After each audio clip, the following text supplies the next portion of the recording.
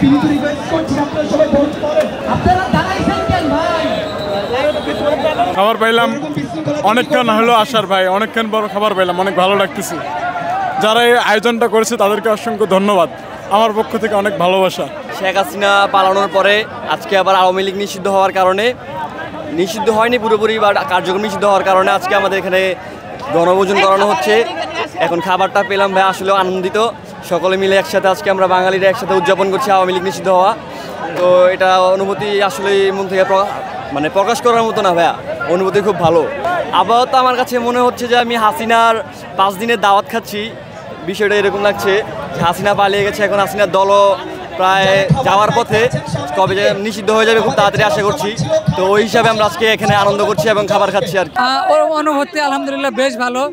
দীর্ঘদিন পর আসলে এরকম একটা আয়োজন, সর্বশেষ এমন আয়োজন আমরা দেখছিলাম রমজান মাসের মধ্যে এরকম একটা ব্যবস্থা করা হয়েছিল গণ ইফতারের।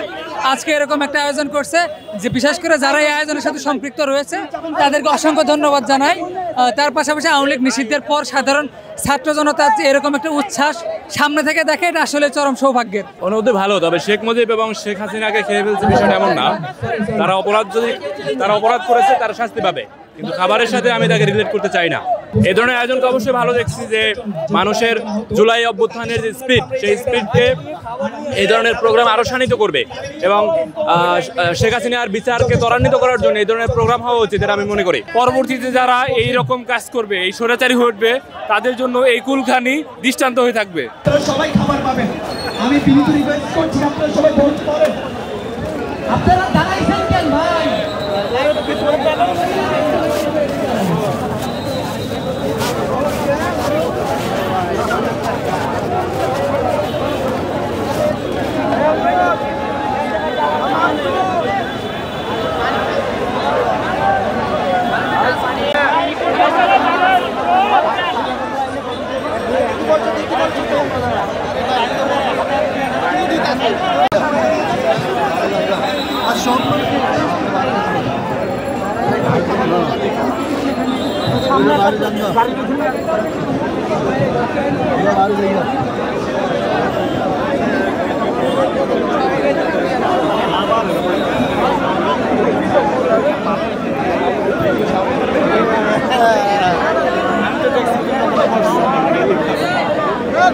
ভাই বন্ধ করেন না।